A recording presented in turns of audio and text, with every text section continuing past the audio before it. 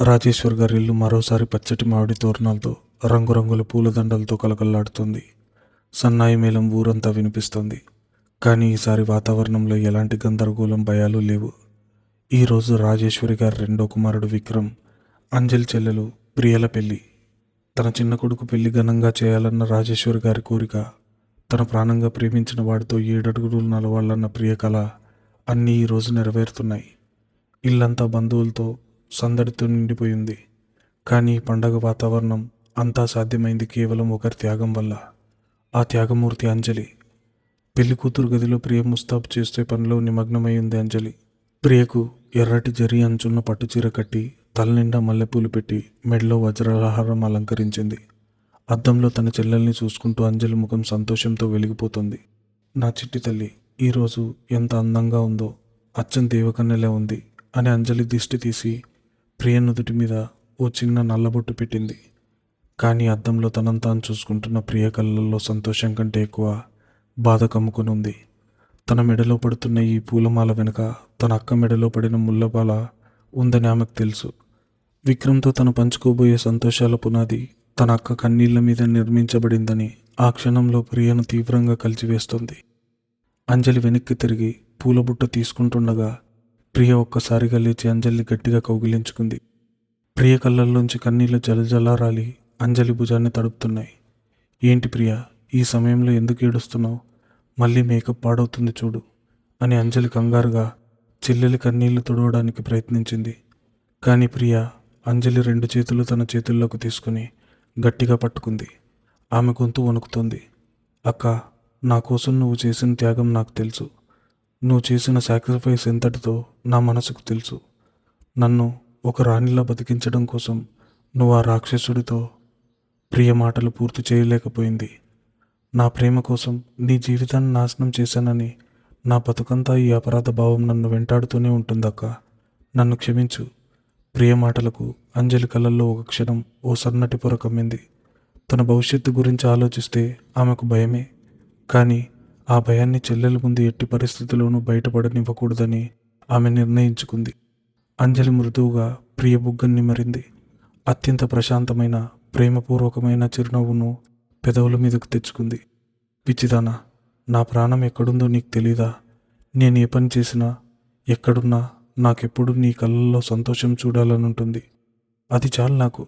నా జీవితం పట్ల నాకెలాంటి విచారం లేదు. దేవుడు నాకు దారి చూపించాడు. నేను ఆ దారిలోనే ప్రయాణిస్తున్నాను. నువ్వు ఇలా కన్నీళ్లు పెట్టుకుంటే నాకు బాధగా ఉంటుంది. ఈరోజు నీ పెళ్లి రోజు.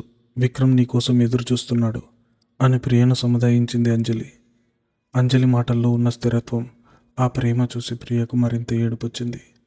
కానీ అక్క మాట కాదనలేక కన్నీళ్లు తుడుచుకుని నవ్వింది.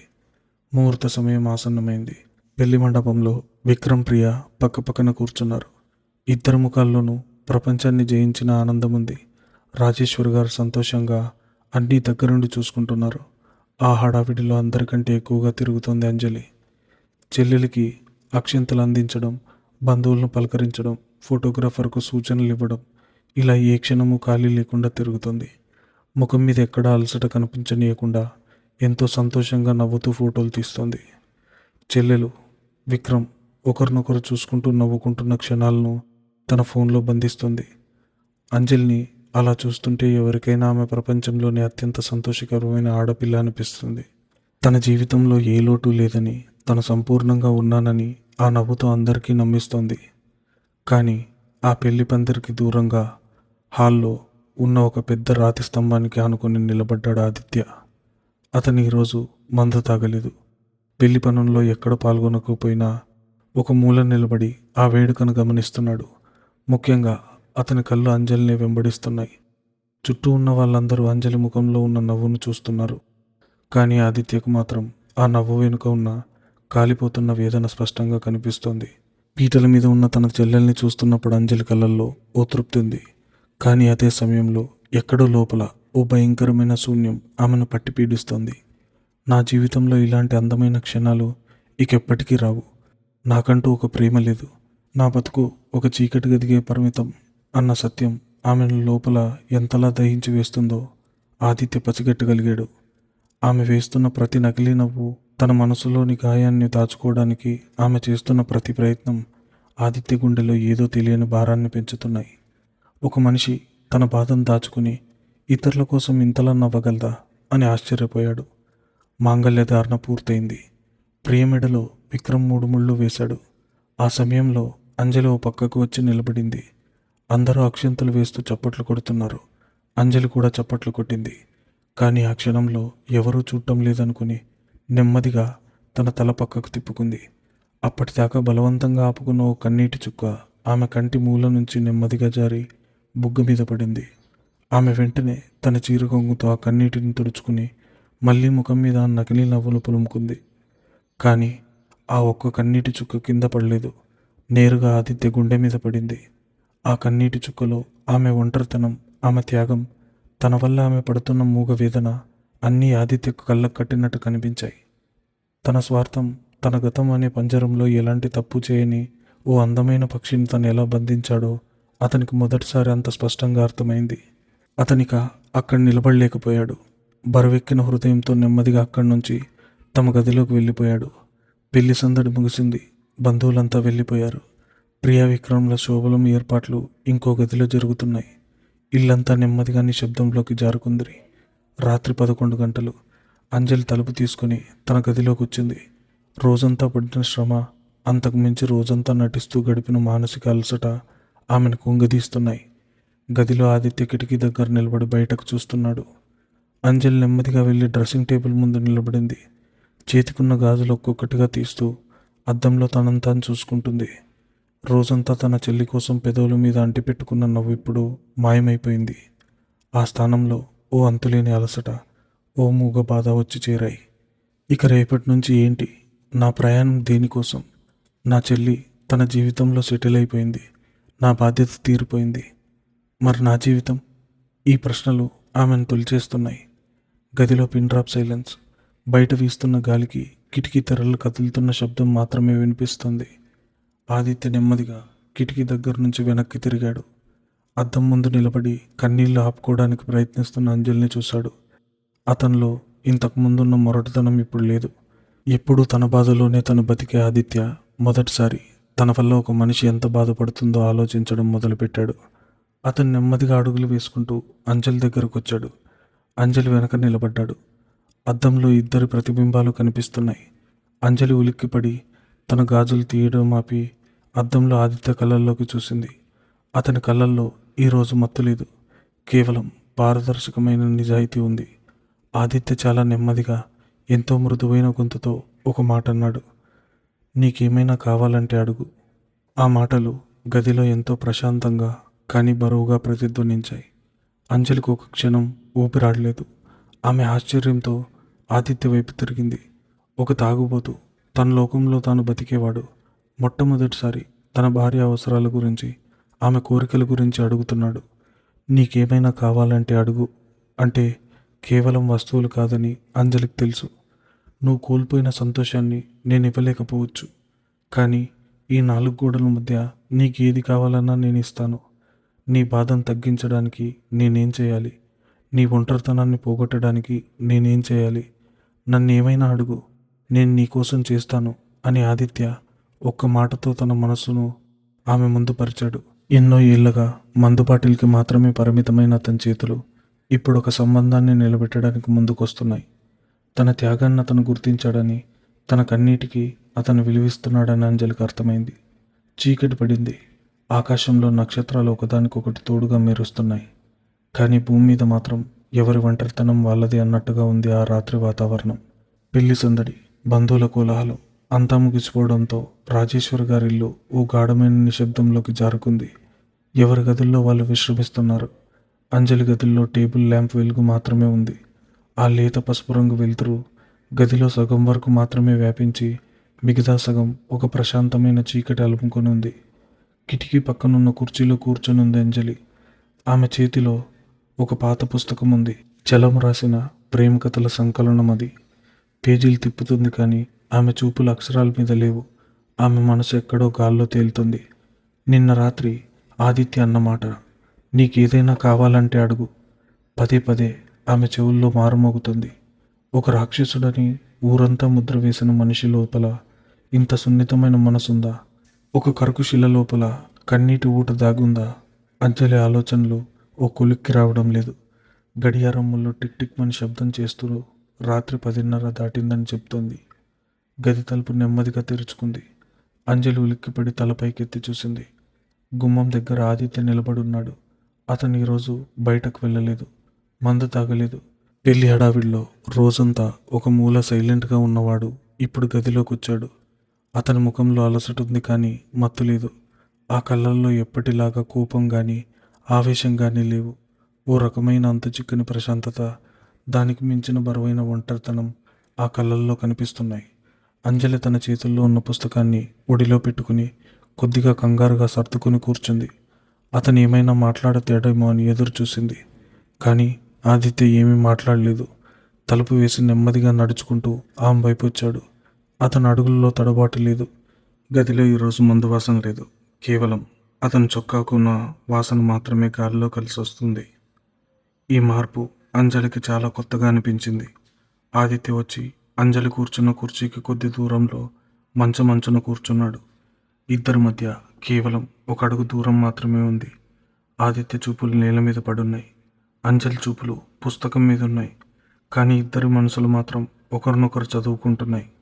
ఆ నిశ్శబ్దం ఇద్దరి మధ్య ఓ అదృశ్యమైన వంతెన నిర్మిస్తోంది. ఒక 2 నిమిషాల పాటు ఎవరూ ఏమీ మాట్లాడలేదు. నెమ్మదిగా ఆదిత్య తల పైకెత్తాడు.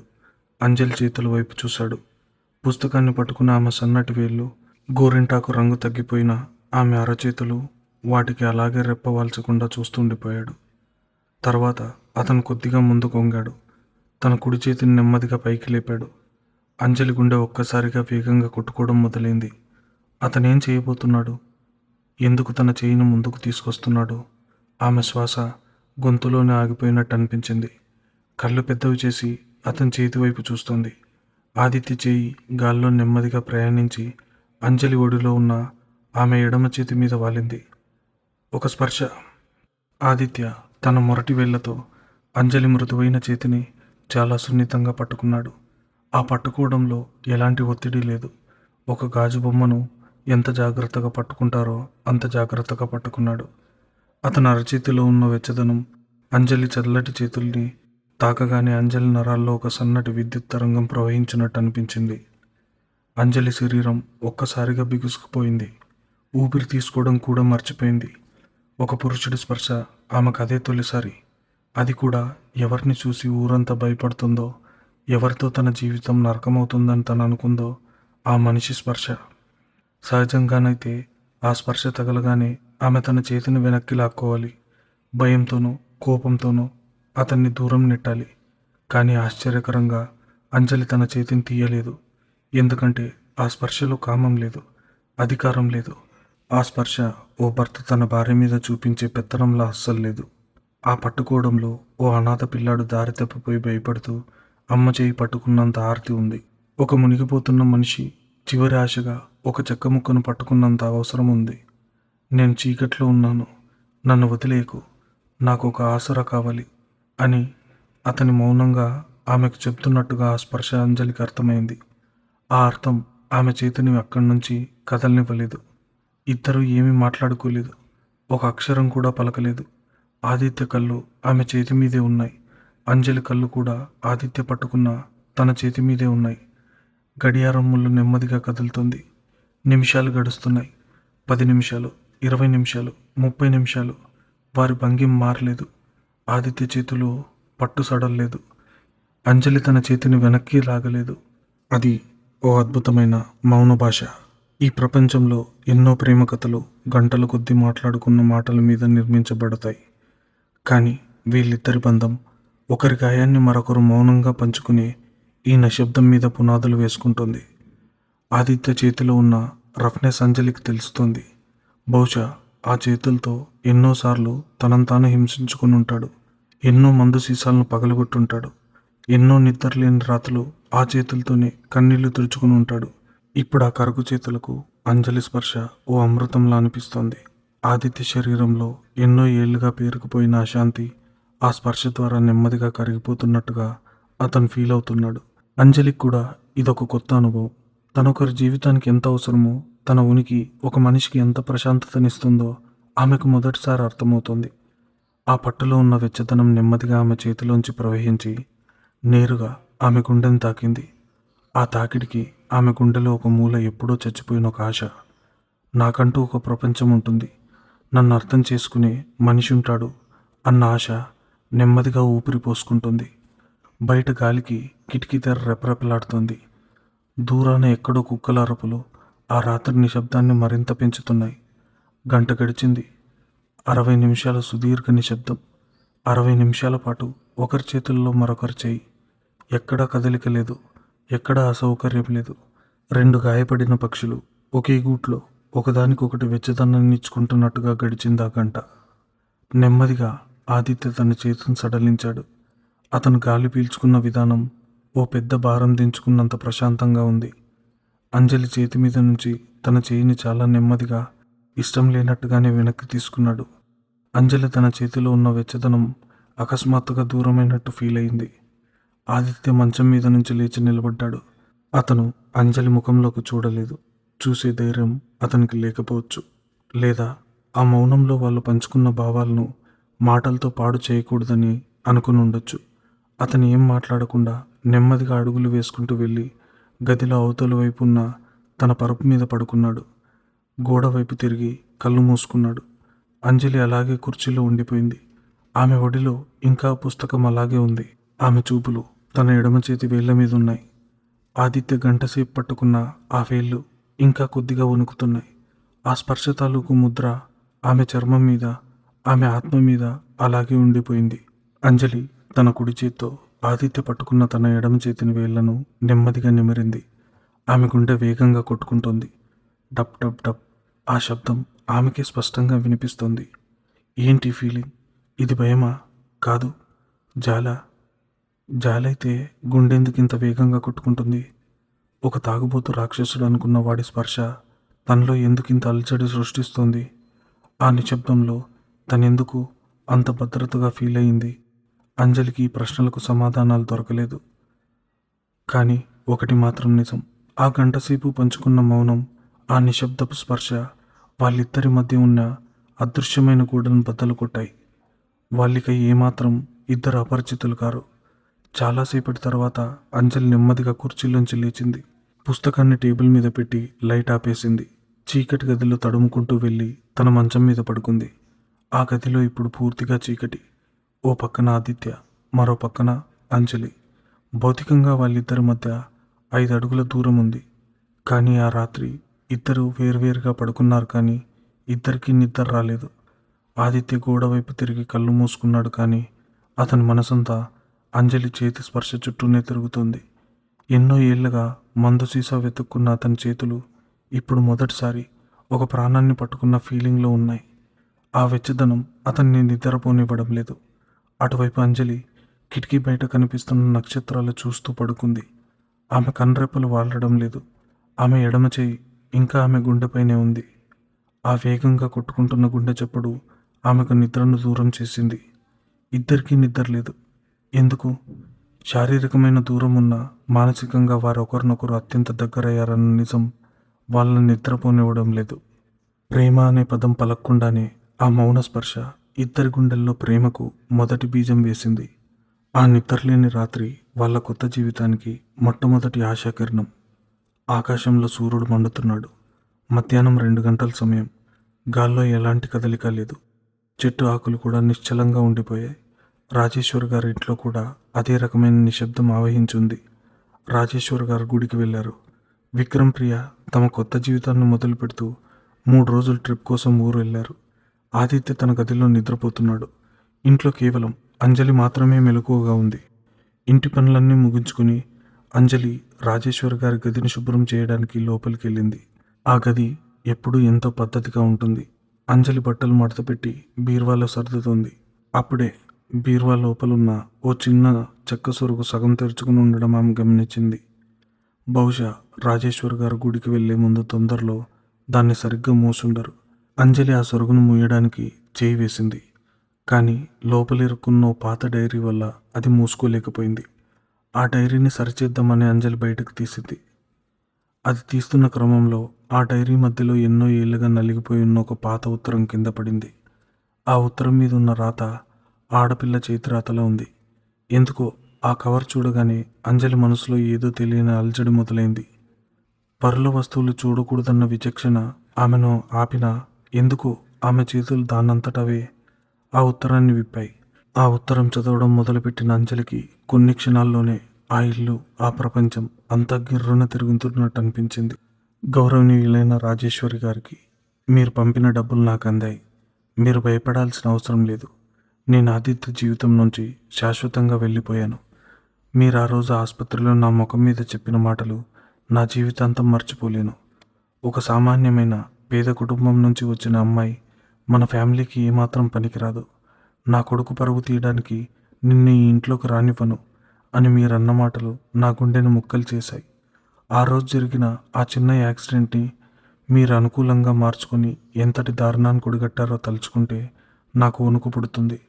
నా తలకు దెబ్బ తగిలి రక్తం కారుతుంటే ఆదిత్య నన్ను తన ఒడిలో పట్టుకుని ప్రాణభయంతో ఏడుస్తూ డాక్టర్లను తీసుకురావడానికి బయటకు పరిగెత్తాడు. ఆ 10 నిమిషాల వ్యవధిలో మీరు హాస్పిటల్ వాళ్ళకి డబ్బులిచ్చి నన్ను బలవంతంగా వేరే అంబులెన్స్లో నా ఊరికి పంపించారు. ఆదిత్య తిరిగి వచ్చేసరికి నేను చనిపోయానని, నా డెడ్ బాడీని నా బంధువులు తీసుకెళ్ళిపోయారని అబద్ధం చెప్పారు. నా ప్రేమ కంటే నా తల్లిదండ్రుల ప్రాణాలు నాకు ముఖ్యం. వాళ్ళని చంపేస్తానని మీరు చేసిన బెదిరింపుల వల్ల నేను నా ఫోన్ మార్చేశాను. వేరే రాష్ట్రానికి వచ్చి ఓ చిన్న ఉద్యోగం చేసుకుంటున్నాను. దయచేసి ఇక మా కుటుంబం జోలికి రాకండి. నా ఆదిత్యని జాగ్రత్తగా చూసుకోండి. నన్ను మర్చిపోయి తను మరో అమ్మాయితో సంతోషంగా ఉండాలని దేవుణ్ణి కోరుకుంటున్నాను. పల్లవి. ఆ ఉత్తరం చదివిన అంజలి చేతులు వణకడం మొదలుపెట్టాయి. ఆమె గుండె చప్పుడు ఆ గదిలో స్పష్టంగా వినిపిస్తోంది. కళ్ళ వెంబడి నీళ్లు కట్టలు తెంచుకొని ప్రవహిస్తున్నాయి. ఏంటిది? ఆ అమ్మాయి చనిపోలేదా? బతికే ఉందా? అంజలికి శ్వాస తీసుకోవడం కష్టంగా మారింది. రాజేశ్వరి గారంటే ఊళ్ళో అందరికీ గౌరవం. ఆమె ఎంతో ధర్మంగా ఉంటుందని, అందరికీ సహాయం చేస్తుందని పేరు. కానీ తన కుటుంబం పరువు కోసం, తన స్టేటస్ కోసం ఓ కన్న తల్లి ఇంతటి రాక్షసత్వానికి ఒడిగడుతుందా? ప్రాణంగా ప్రేమించుకున్న ఇద్దరు మనుషుల జీవితాలను ఒక అబద్ధంతో ఇంతలా నాశనం చేస్తుందా? మన ఫ్యామిలీకి పనికిరాదు అన్న ఒకే ఒక అహంకారపు మాటతో ఇన్ని జీవితాలతో ఆడుకుంటుందా? వర్షం పడుతున్న ఆ రాత్రి ఆదిత్య కళ్ళల్లో కన్నీరు పెట్టుకొని చెప్పిన మాటలు అంజలికి గుర్తొచ్చాయి. ఆమె నా చేతుల్లో ప్రాణాలు వదిలేసింది. ఆ నెత్తురు నా చేతులు కంటినప్పుడు నా ప్రాణం కూడా పోయింది అంజలి. అంజలి గుండె పిండేసినట్టయింది. ఆదిత్య ఒక భ్రమలో బతుకుతున్నాడు. ఆ యాక్సిడెంట్లో ఆమె నిజంగా చనిపోయిందని అతను నమ్ముతున్నాడు. డాక్టర్ను తీసుకురావడానికి వెళ్ళిన ఆ క్షణంలో తన ప్రాణం తను వదిలి వెళ్ళిపోయిందన్న అపరాధ భావంతో అతను ప్రతిరోజు కుమిలిపోతున్నాడు. ఆ నెత్తుటి మరకలు తన మనసులో ఇంకా పచ్చిగానే ఉన్నాయి. ఆ క్షణంలో అంజలికి ఆదిత్య మీదున్న అభిప్రాయం పూర్తిగా మారిపోయింది. ఒకప్పుడు ఆమె అతన్ని తాగుబోతు అనుకుంది. బాధ్యత లేనివాడు, లోకానికి పట్టించుకొని రాక్షసుడు అనుకుంది. కానీ ఇప్పుడు అర్థమవుతుంది, అతను తాగుబోతు కాదు, అతను ఒక గాయపడిన పక్షి. ఇది కేవలం ఒక వ్యసనం కాదు, ఇది భరించలేని నొప్పి. తన ప్రేమకు దూరమైనందుకు పడుతున్న వేదన. తన చేతుల్లోనే ఆమె ప్రాణాలు కాపాడుకోలేకపోయానన్న అపరాధ భావం అతన్ని ప్రతి క్షణం దయించి వేస్తుంది. ఆ భయంకరమైన గతం నుంచి, ఆ జ్ఞాపకాల నుంచి తప్పించుకోవడానికే అతను ఆల్కహాల్ని ఓ మందులా వాడుతున్నాడు. మత్తులో ఉంటే తప్ప ఆ నొప్పి భరించలేని స్థితిలో ఉన్నాడు ఆదిత్య. అయినా కన్నతల్లిని ఎలా అనుమానిస్తాడు? తన సంతోషాన్ని తన తల్లే బలి తీసుకుందని ఆ అమాయకుడికి ఏం తెలుసు? అంజలి మనసులో రాజేశ్వరి గారి మీద విపరీతమైన కోపం, జుగుప్స కట్టలు తెంచుకున్నాయి. తన చెల్లెలికి విక్రమ్నిచ్చి పెళ్లి చేయాలంటే నన్ను ఆదిత్యకి ఇవ్వాలన్న కండిషన్ పెట్టిన ఆవిడ తన పెద్ద కొడుకు జీవితాన్ని తనే నాశనం చేశానని ఎందుకు దాచింది? అంజలి ఉత్తరాన్ని మడతపెట్టి తిరిగి ఆ డైరీలో పెట్టింది. దాన్ని తీసిన చోటి జాగ్రత్తగా ఉంచి గదిలోంచి బయటకు వచ్చేసింది. ఆమె అడుగులు నేరుగా ఆదిత్య గది వైపు వెళ్ళాయి. తలుపులు కొద్దిగా తెరిచుంది. గదిలోకి చూసింది అంజలి. మంచం మీద ఆదిత్య పడుకున్నాడు. అతని ముఖంలో ఎంతటి అమాయకత్వం దాగుందో అంజలికి ఇప్పుడు స్పష్టంగా చూడగలుగుతోంది. ఆ కళ్ళ కింద ఉన్న నల్లటి వలయాలు, ఆ చెదిరిన జుట్టు, ఆ బరువైన శ్వాస అన్నీ అతనిలోని అనంతమైన వ్యధకు సాక్ష్యాలుగా కనిపిస్తున్నాయి. అంజలి అక్కడే గుమ్మం దగ్గర నిలబడి నిశ్శబ్దంగా ఏడ్చింది. నిన్ను ఎంతలా మోసం చేశారు ఆదిత్య. నీ బాధకు కారణం మరెవరో కాదు, నీ ఇంట్లోనే ఉన్నారని నీకు తెలియదు కదా. నీ కన్నీళ్లకు విలువ లేకుండా చేశారు. అంజలి మనసు అతని పట్ల అపారమైన ప్రేమతో, కరుణతో నిండిపోయింది.